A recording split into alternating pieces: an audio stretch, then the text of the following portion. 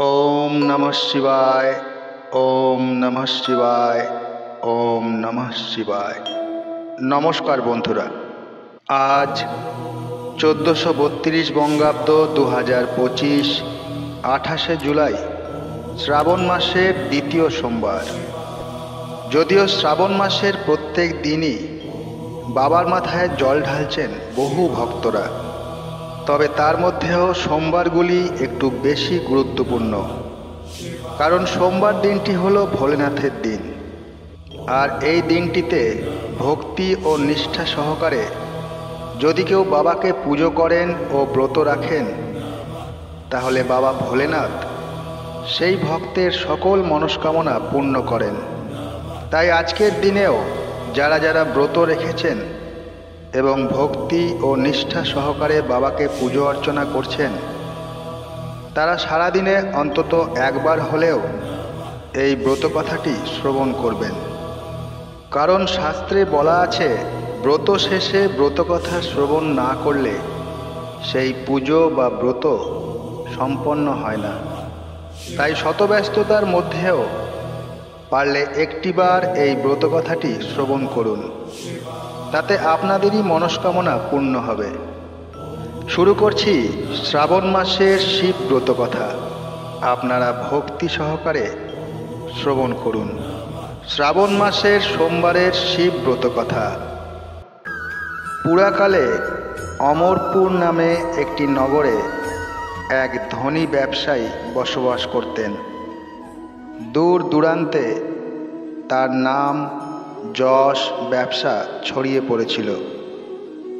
ঐশ্বর্য, যশ, মান, সম্মান সমস্ত কিছু থাকা সত্ত্বেও সেই ব্যবসায়ীটি ছিল অত্যন্ত দুঃখী একজন মানুষ, কারণ তিনি ছিলেন নিঃসন্তান। দিন রাত তিনি একটি বিষয়েই চিন্তা করতেন, যে তার এই বিপুল ঐশ্বর্য, ধন সম্পদ তার মৃত্যুর পর কে দেখভাল করবে। তাই সন্তান লাভের আশায় তিনি সমস্ত কিছুই করতে রাজি ছিলেন। তিনি একদিন জানতে পারলেন যে শ্রাবণ মাসের সোমবার দিন যদি ভক্তি ও নিষ্ঠা সহকারে দেবাদিদেব মহাদেবের আরাধনা করা হয়, তাহলে ভোলানাথ শিব ভক্তের সকল মনোবাসনা পূরণ করেন। যথাবিধি মেনে সন্ধ্যাবেলায় তিনি শ্রাবণ মাসের সোমবার দিন ভগবান শিবের অত্যন্ত নিষ্ঠা ও ভক্তি সহকারে পুজো করলেন। একবার নয়, শ্রাবণ মাসের প্রত্যেক সোমবার দিন তিনি বাবার পুজোয় নিজেকে নিয়োজিত করলেন। ব্যবসায়ীটির নিষ্ঠা ও ভক্তি দেখে শিবজয়া পার্বতী ভগবান শিবজিকে বললেন, হে প্রাণনাথ, এই ব্যবসায়ী আপনার একজন সত্যিকারের ভক্ত। শ্রাবণ মাসের প্রত্যেকটি সোমবার দিন সে যথাবিধি মেনে আপনার পুজো করছে। তাই এই ব্যবসায়ীর মনোবাসনা আপনার অবশ্যই পূরণ করা প্রয়োজন। ভগবান শিব দেবী পার্বতীর কথা শুনে সামান্য হাসলেন। তারপর বললেন, হে পার্বতী, এই সংসারে সমস্ত ব্যক্তিকেই নিজের কর্ম অনুসারে ফল প্রদান করা হয়ে থাকে। মানুষ যেমন কর্ম করবে তেমনই তার ফল পাবে। ভগবান শিবের এই কথা শোনার পরেও দেবী পার্বতী অত্যন্ত আগ্রহের সাথে বললেন, আপনাকে কিন্তু এই ভক্তের মনোকামনা অবশ্যই পূরণ করতে হবে, কারণ আপনার এই ভক্ত অন্য 5 জনের থেকে অনেকটাই আলাদা। শ্রাবণ মাসের প্রত্যেকটা সোমবার দিন সে যথাবিধি মেনে আপনার পুজো করছে। আপনার পুজো সম্পন্ন করার পরই সে ভোজন গ্রহণ করছে। আপনাকে এই ব্যক্তির সন্তান প্রাপ্তির মনোকামনা অবশ্যই পূরণ করতে হবে। দেবী পার্বতীর এত আগ্রহ ও অনুরোধ দেখে ভগবান শিব না করতে পারলেন না।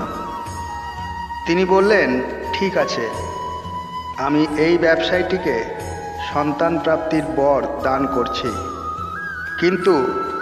তার এই সন্তান 16 বছরের অধিক জীবিত থাকবে না। শ্রাবণ মাসের শেষ সোমবার ব্রত শেষ হওয়ার পর সেই ব্যবসায়ীটি সেই রাত্রেই ভগবান শিবের স্বপ্নে দর্শন করলেন। স্বপ্নে ভগবান শিব তাকে পরিষ্কার করে জানালেন যে তাকে পুত্র সন্তানের বরদান তিনি করছেন, তবে তার এই পুত্র 16 বৎসর পর্যন্ত কেবল জীবিত থাকবে। ভগবান শিবের কাছ থেকে এই বর পেয়ে ব্যবসায়ী খুশি তো হলেন, তবে পুত্র যেহেতু অল্পায়ু নিয়ে জন্মগ্রহণ করবে তার জন্য চিন্তিত হলেন। বেশ কয়েক মাস পর তার একটি ফুটফুটে সুন্দর পুত্র সন্তান জন্ম নিল। ব্যবসায়ীটির ঘর খুশিতে ভরে গেল। যথেষ্ট ধুমধামের সঙ্গেই এর জন্য উৎসবের আয়োজন করা হলো। কিন্তু ব্যবসায়ীটি খুব একটা খুশি ছিলেন না, কারণ তার এই পুত্র যে অল্পায়ু হিসেবে জন্মগ্রহণ করেছে সে কথা তিনি এতদিন পর্যন্ত রহস্যই রেখেছেন। আর ঘটনাচক্রে এই পুত্র সন্তানের নামকরণ করা হলো অমর নামে। ছোটবেলা থেকেই তাকে দান, ধ্যান, তপ এবং পুজো অর্চনা শেখানো হলো। আর ব্যবসায়ীটি প্রত্যেক বছর শ্রাবণ মাসের সোমবারের ব্রতের সঙ্গে সঙ্গে 16 সোমবার ব্রত রাখতে শুরু করলেন। এরপর ব্যবসায়ীটির ছেলে অমরের বয়স যখন 12 বছর হলো, তখন ব্যবসায়ীটি তাকে শিক্ষা প্রদানের উদ্দেশ্যে তার মামার সঙ্গে বারাণসীতে পাঠালেন এবং যাবার সময় বলে দিলেন যে স্থানেই শিব মন্দির দেখতে পাবে সেখানে ভগবান শিবের পুজো করতে এবং ওই স্থানে দীন দুঃখী মানুষ এবং ব্রাহ্মণকে ভোজন করাবে। এইভাবে মামা ভাগ্নে বারাণসীতে যাওয়ার পথে একটি নগরে প্রবেশ করল। যেদিন প্রবেশ করল সেই দিন সেই নগরের রাজার মেয়ের বিয়ে। তবে যে রাজার ছেলে সেই মেয়েকে বিয়ে করতে এসেছে সেই রাজার ছেলের এক চোখ ছিল অন্ধ, আর এই বিষয়টি সে গোপন রেখেছিল। পথের মধ্যে সেই ব্যবসায়ীটির সুন্দর ছেলেটিকে দেখতে পেয়ে সেই রাজার এক কুবুদ্ধি জাগ্রত হলো। সে মনে করল তার এই অন্ধ ছেলের পরিবর্তে সে এই ব্যবসায়ীটির ছেলেটিকেই নিজের ছেলে হিসেবে পরিচয় দেবে। তারপর বিবাহ শেষ হয়ে গেলে সেই ব্যবসায়ীটির ছেলেটিকে তাড়িয়ে দিয়ে সেই রাজ্যের রাজার মেয়েটিকে নিজের রাজ্যে নিয়ে যাবে। প্রাণের ভয়ে ব্যবসায়ীটির ছেলেটি সেই সময় মুখে কিছু না বললেও বিবাহের পর রাজকুমারীর শাড়ির আঁচলে সুযোগ বুঝে লিখে দিয়ে যায় যে তোমার সঙ্গে তো আমার বিবাহ হলো, কিন্তু বিয়ের পর যে রাজকুমারের সঙ্গে তোমাকে নিয়ে যাওয়া হবে সেই রাজকুমারের আসলে এক চোখ অন্ধ। আমি তো বারাণসীতে শিক্ষা গ্রহণ করতে যাচ্ছি। বিবাহ সম্পন্ন হওয়ার পর পরের দিন সেই ব্যবসায়ী পুত্রকে তাড়িয়ে দেওয়া হয়, কিন্তু রাজকুমারী যেহেতু আসল সত্য জেনে ফেলেছে তাই সে রাজার অন্ধ পুত্রের সঙ্গে যেতে রাজি হয় না, বরং ব্যবসায়ী পুত্র অমরকেই নিজের স্বামী মনে করে তার জন্য প্রতীক্ষা করতে থাকে। অন্যদিকে অমর এবং তার মামা শেষ পর্যন্ত বারাণসীতে উপস্থিত হয়। সেখানে 4 বছর ধরে অমর শিক্ষা গ্রহণ করে এবং যখন তার 16 বছর পূর্ণ হয় সেই দিনই ভগবান শিবের স্বপ্নাদেশ সত্য হয়, অর্থাৎ অমরের মৃত্যু হয়। ছেলের মৃত্যুর সংবাদ পেয়ে সেই ব্যবসায়ী এবং তার স্ত্রী অন্নগ্রহণ পরিত্যাগ করেন। এই ঘটনায় শিবজয়া পার্বতী শিবের প্রতি অত্যন্ত ক্রুদ্ধ হন। তিনি ভগবান শিবের উদ্দেশ্যে বলেন, যে ব্যক্তি সারা জীবন ধরে নিষ্ঠা ও ভক্তি সহকারে পুজো করল, যার পুত্র একইভাবে আপনাকে পুজো করে আসছে, তার প্রতি আপনি এই রূপ বিরূপ হলেন কি করে? ভগবান শিবজি বললেন, এ তো বিধির বিধান, যা হওয়ার তা হবেই।